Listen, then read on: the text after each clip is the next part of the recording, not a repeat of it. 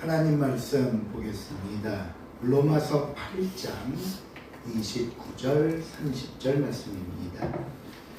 신약성경 250페이지에 있습니다. 로마서 8장 29절 30절 말씀 제가 봉독해 드립니다. 하나님이 미리 아신 자들을 또한 그 아들의 형상을 본받게 하기 위하여 미리 정하셨으니 이는 그로 많은 형제 중에서 맏아들이 되게 하려 하심이니라.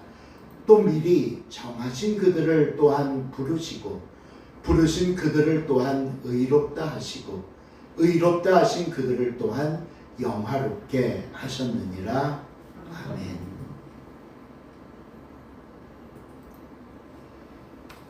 오늘은 우리가 매주 살펴보고 있는 로마서 안에서 좀 평소와는 다른 말씀을 드려보려고 합니다.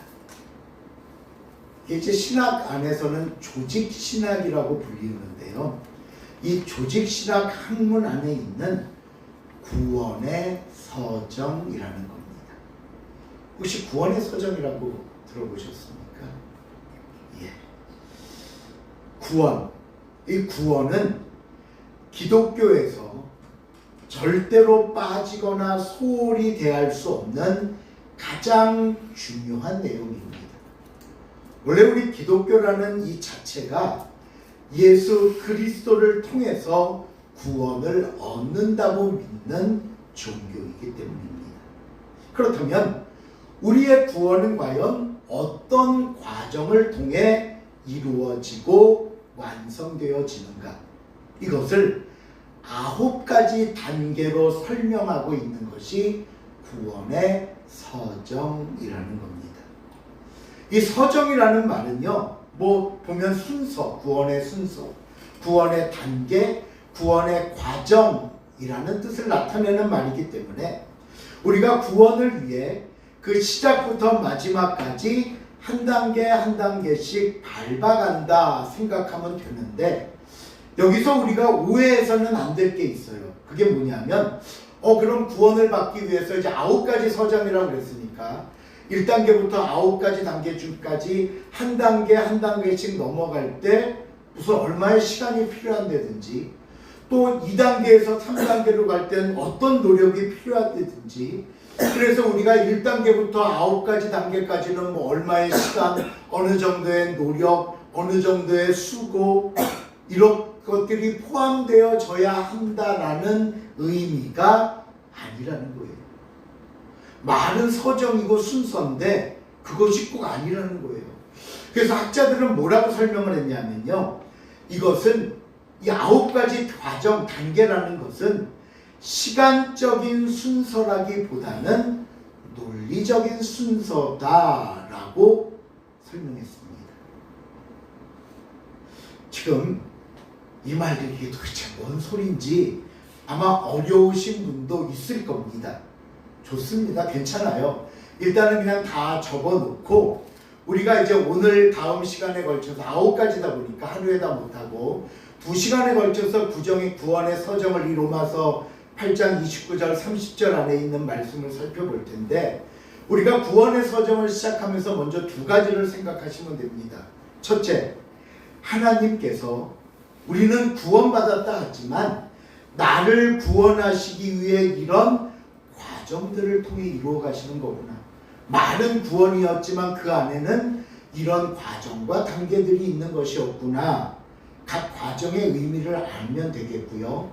두 번째는 또 하나님이 나를 구원하시기에 우리는 그냥 구원받았다, 교회 나와서 구원받았다 하지만 하나님이 이렇게 수고하시는구나 하는 감사와 은혜의 시간이 되어야 될 줄로 믿습니다.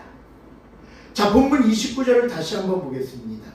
하나님이 시작. 하나님이 미리 아신 자들을 또한 그 아들의 형상을 본받게 하기 위하여 미리 정하셨으니 이는 그로 많은 형제 중에서 맏아들이 되게 하려 하십니다. 가장 먼저 29절에 보니까요, 하나님께서 미리 알고 계셨던 사람들이 있대요. 미리 알고 계셨던 사람들, 그리고 그 미리 알고 계셨던 사람들을 아들은 예수님이죠. 아들의 형상을 본받기 위해, 이 말을 다시 풀어서 설명하면 하나님의 자녀로 삼기 위해 어떻게 하셨다? 미리 정하셨답니다. 미리 알고 있는 자들을 하나님의 자녀로 삼기 위해 정하셨대요. 우리는 그것을 가리켜 예정이라고 말합니다. 예정하셨다. 에베소서 1장 4절과 5절을 한번 읽어볼게요. 시작. 곧 창세전에 그리스도 안에서 우리를 택하사 우리로 사랑 안에서 그 앞에 거룩하고 영원히 하시려고 그 기쁘신 뜻대로 우리를 예정하사 예수 그리스도로 말미암아 자기의 아들이 되게 하셨으니. 이 말씀을 보면 우리를 언제부터 알고 계셨냐 하면 창조하기 전부터, 세상을 창조하기 전부터 이미 저와 여러분을 알고 계셨대요. 그리고 그런 창조하기 전부터 알고 있던 우리를 구원하시려고 역시 창조하기 전부터 하나님의 자녀로 결정하셨답니다. 어이 목사님, 세상을 창조하기 전이라니요?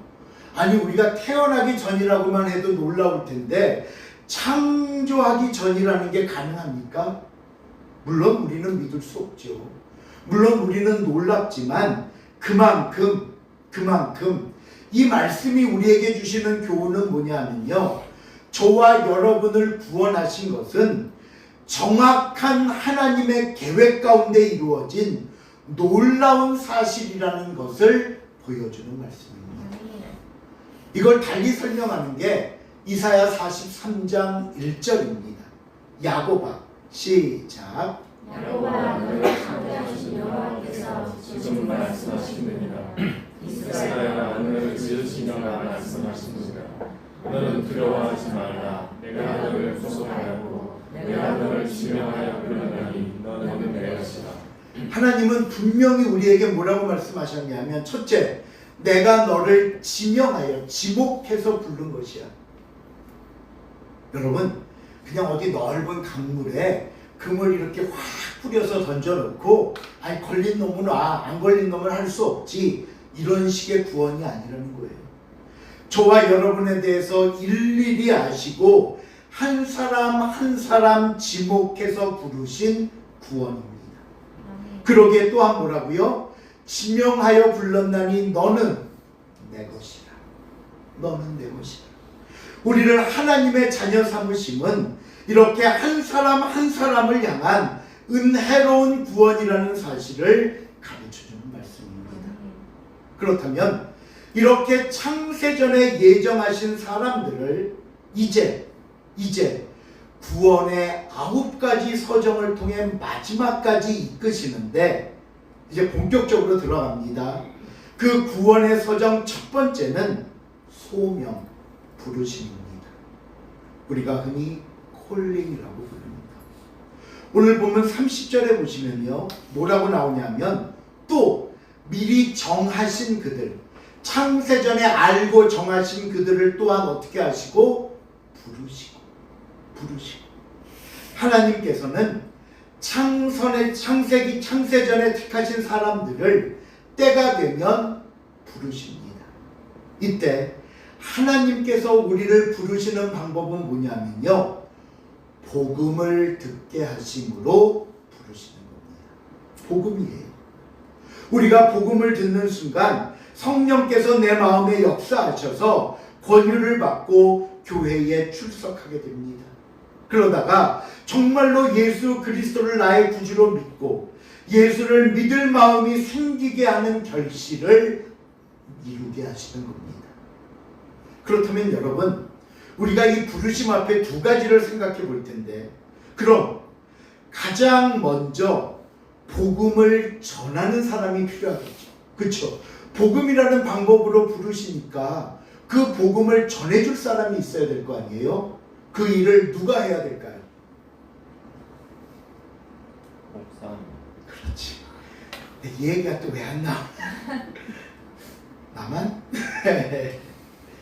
바로 저와 여러분. 예, 먼저 믿은 우리가 감당해야 할 책임과 사명입니다. 로마서, 우리가 이제 뒤에 가서 다시 보겠지만 로마서 10장 14절, 그런즉 시작. 그런즉 그들이 듣지 아니하는 일을 어찌 믿으리요 듣지도 못한 일을 어찌 믿으리요 전파하는 자가 없으니 어찌 들으리요. 전파하는 자가, 전해주는 자가 없으니 들을 수 없고, 듣지 못하면 뭐 할 수 없다? 부를 수 없다.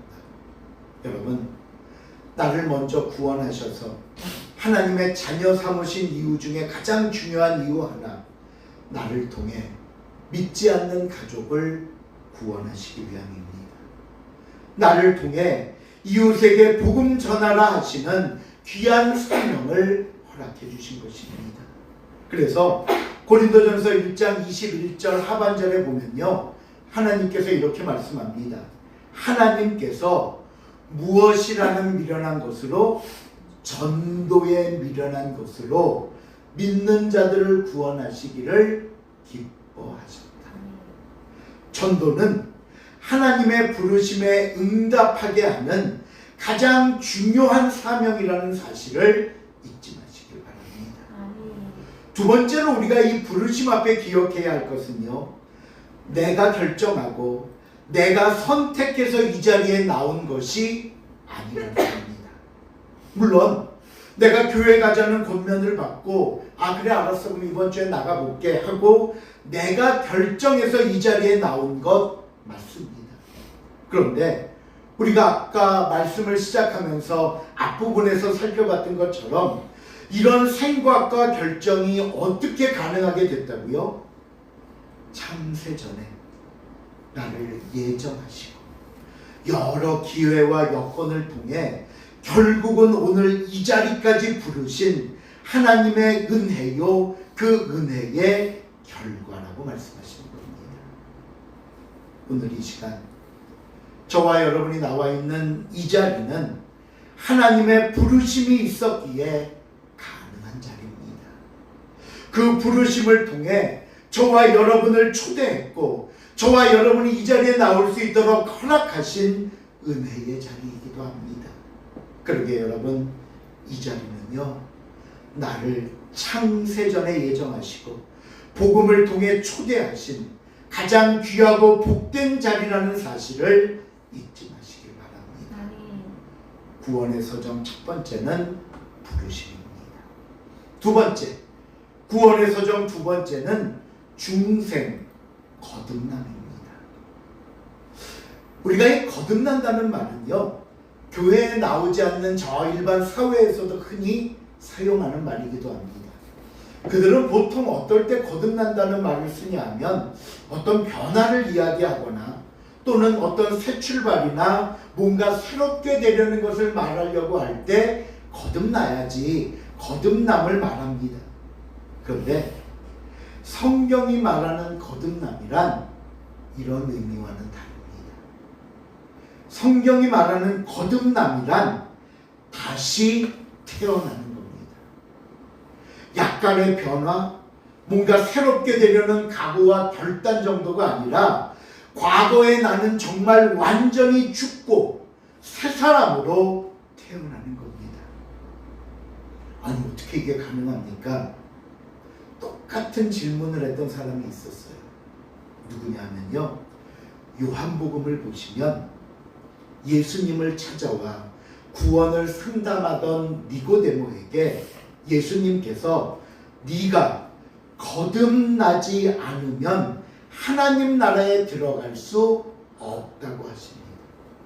그러자 니고데모가 이 말씀을 이해하지 못하고는, 아니 예수님, 아니 사람이 이미 태어났는데 그러면 늙으면 어떻게 다시 날 수 있습니까?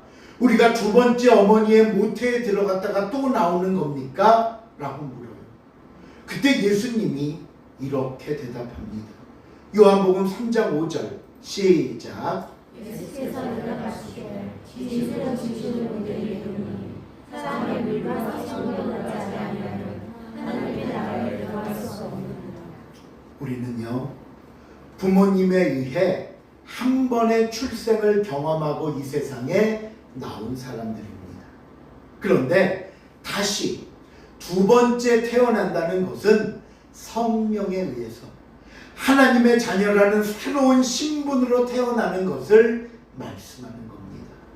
그렇다면 생각을 해보세요. 거듭난 신분의 삶이란 어떠해야 할까요? 과거 예수 믿기 전에 나의 성품과 삶을 완전히 죽이고 새로운 삶이란 무엇이 되어야 할까요?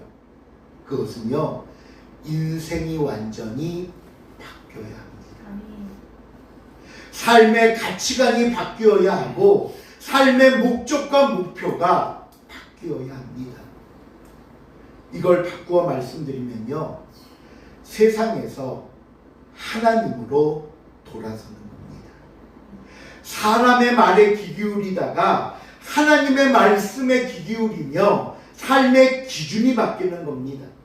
세상의 공식과 세상의 방법을 따르다가 하나님의 뜻을 좇아 다시 사는 행동으로 우리가 완전히 변화될 때, 완전히 새 사람으로 태어날 때 비로소 우리는 거듭났다고 말하는 겁니다. 물론 이것이 우리가 예수 믿는다고 교회 나왔다고 하루아침에 뒤바뀌는 거 아니에요. 뭐 옛날에 살던 성품 이렇게 빼고 하나님의 삶 새로 꽂아갖고 바뀌는 이런 삶은 아닙니다. 서서히 시간이 필요하겠죠. 그러나 분명히 내가 하나님의 자녀라고 말하고 있다면, 내가 예수 그리스도를 구주로 믿는다고 말하고 있다면 최소한의 삶에서라도, 최소한의 순간만이라도 이 거듭남이 경험되어야 하고, 또 거듭나고자 몸부림치는 영적인 고민과 갈등이 있어야 한다는 사실을 여러분 잊지 마시길 바랍니다. 여러분, 나는 거듭났습니까? 나는 진정 하나님의 사람으로 살고 있습니까? 끊임없이 질문하고 끊임없이 그 답을 찾아 사는 삶이 되는 저와 여러분이 될 수 있기를 주님의 이름으로 축원을 드립니다. 세 번째, 구원의 서정은 회개입니다. 이거 나중에 9가지 다 시험을 한번 볼까? 그러면 또 아무도 안 나오겠죠? 네, 세 번째, 구원의 서정은 뭐라고요? 회개. 생각해 보세요. 이전에는 이 세상에서의 삶이 죄인 줄 몰랐습니다. 뭐 하나님을 믿지 않아도, 하나님을 찾지 않아도, 예배드리지 않아도 아무런 거리낌도 없었고요. 죄라는 인식조차 하지 못하고 살았습니다.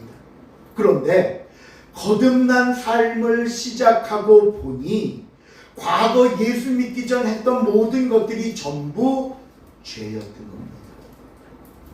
과거에 내가 가졌던 생각, 과거에 내가 했던 말, 내가 그 은밀한 곳에서 저지른 나의 모든 행동들이 하나님의 말씀에 비추어 보니 죄들하는 겁니다.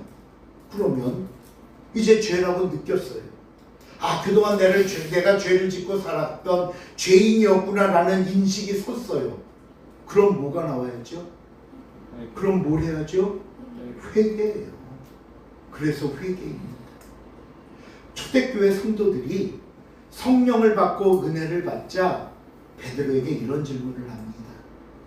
그들이 이 말을 듣고 마음에 찔려 베드로와 다른 사도들에게 물어 이르되, 형제들아, 우리가 어찌할꼬 하노를. 우리가 그럼 어떻게 하면 좋겠느냐? 내가 하나님의 말씀을 듣고 성령을 받고 나니 이 모든 게 죄였는데 그러면 우리가 앞으로 어떻게 하면 좋겠느냐? 과거의 삶을 돌아보며 탄식하고 질문하더라는 거예요. 이에 베드로가 뭐라고요? 사도행전 2장 38절, 베드로가 이르되, 시작. 베드로가 이르되, 너희가 회개하여 각각 예수 그리스도의 이름으로 세례를 받고 죄 사함을 받으라. 그리하여 성령의 선물을 받으리니. 지난날 너의 모든 죄를 회개해라. 그리고 죄 사함을 받으라. 성령께서는요, 하나님을 알지 못하고 살았을 때의 모든 삶을 회개하게 하십니다. 나의 죄 때문에 예수님이 십자가에 달려 돌아가셨음을 깨닫는다면 마음 아파합니다. 다시는 그때와 같은 죄를 반복하지 않으려는 결단과 노력이 있습니다. 나를 예정하시고 나를 부르시며 나를 거듭나게 하신 하나님의 은혜와 그 사랑에 감격하고 감사하는 삶을 살게 됩니다. 이것이 진정 회개의 모습입니다. 네 번째, 구원의 서정은 신앙 믿음입니다. 우리가 교회에서 이 믿음이라는 말을 참 많이 씁니다. 그럼 여러분, 믿음은 뭘까요? 최소한 우리가 교회 안에서 우리가 뭘 믿는다고 말해야 될까요? 그 대답은요, 내가 하나님을 나를 구원하신 나의 아버지로 믿는다는 확신을 갖는 거고요. 또 그로 인하여 내게 보내주신 예수 그리스도를 나의 구주로 인정하는 것, 이것이 교회가 말하는 믿음입니다. 혹시 아직 마음에 이런 믿음의 확신이 서지 않으신 분이 계시면 여러분 잘 들으십시오. 그것은요, 내가 아직 자녀가 아니라서 확신이 서지 않는 것 아니고요. 이미 말씀드렸듯이 저와 여러분은 창세전에 구원을 받은 사람으로 예정하셨고 그 부르심 앞에 순종해서 우리는 예드림교회에 나온 하나님의 자녀들입니다. 그러기에 당장 지금 확신이 서지 않는다고 실망하거나 포기하지 마시고 믿음이 성장할 수 있도록 노력하셔야 되는 겁니다. 그러면 믿음은 어떻게 성장을 하는 겁니까? 우리가 그냥 교회에서 믿음하니까 어렵게 생각지 마시고요. 사람과의 관계를 한번 비교해서 생각해 보세요. 우리가 상대방에게 믿음을 얻고 상대방을 신뢰하기 위해서 뭐가 필요할까요? 뭐가 필요할까요? 우리 사람들 관계에서 내가 그 사람에게 믿음을 가고 믿음을 주고 서로 신뢰하려면 가장 먼저 그 사람에 대한 정보, 아는 게 필요한 거예요. 알아야 뭘 생각도 해보고 믿을까 말까 결정을 하지요. 그 사람에 대한 정보, 뭐 외적인 정보는 잘생겼네, 잘생긴, 뭐야 이 반응을 갑자기. 아멘. 그렇죠. 왜 빨리빨리 대답을 해주셔야지. 생김새도 알아야 되고요. 그럼 고향은 어디야? 뭐 전공은 뭘 했어? 뭐 이런 것들이 그 사람을 아는 도움이 되겠죠. 또 조금 더 내적으로 들어가면 그 사람은 성격은 어떻고 일하는 스타일은 어떻고 그 사람이 추구하는 것은 뭔데 그게 나와 어떤 부분에는 잘 맞고 어떤 부분에는 다른지 따져봐야 될 거 아닙니까? 그런데 특히 내가 상대방에게 원하는 게 있어요. 뭔가 상대방에게 부탁을 하고 그것을 좀 받고 싶으면 또 다른 정보가 필요하겠죠. 그때 어떤 정보가 필요할까요? 이 사람이 내가 필요한 것을 줄 수 있는 능력이 있는가? 그렇죠?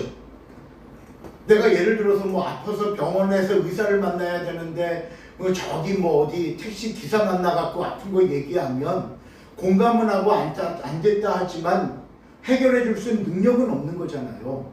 능력이 있는가? 그 다음 나를 속이지 않고 진심으로 돕고자 하는 마음이 있는가? 제가 예전에도 한번 이런 말씀드린 적이 있는데 제가 부목사로 있던 시절에 제가 있는 교회 치과 원장님이 계셨어요.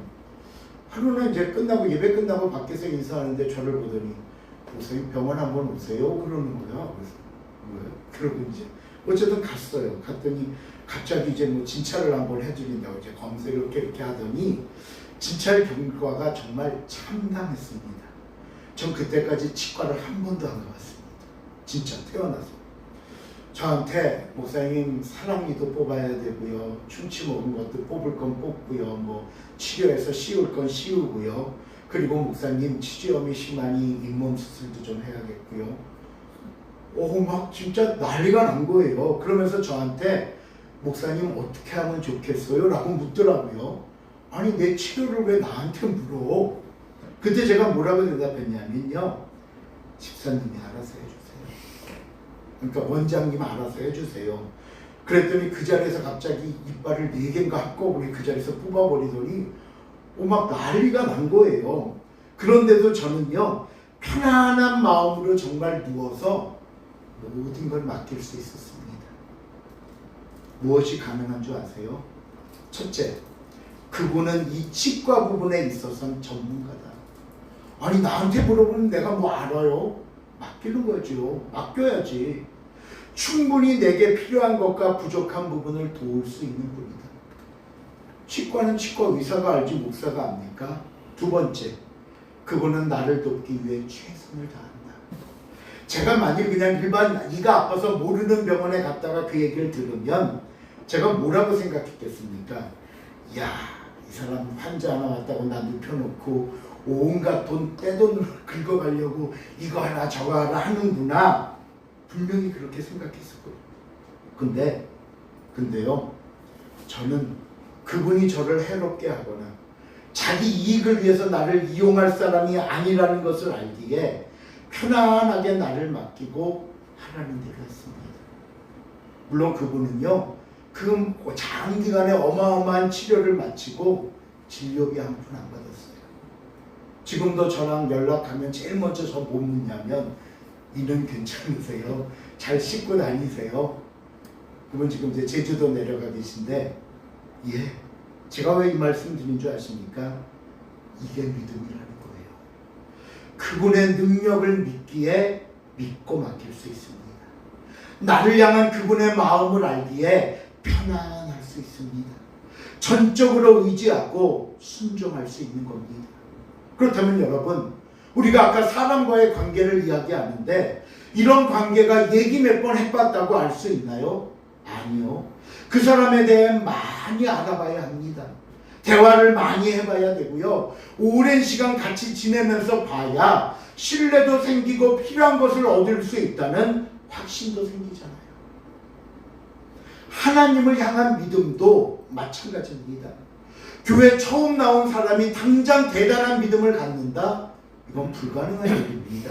그래서 우리는 믿음의 대상이신 하나님에 관한 정보를 얻어야 합니다.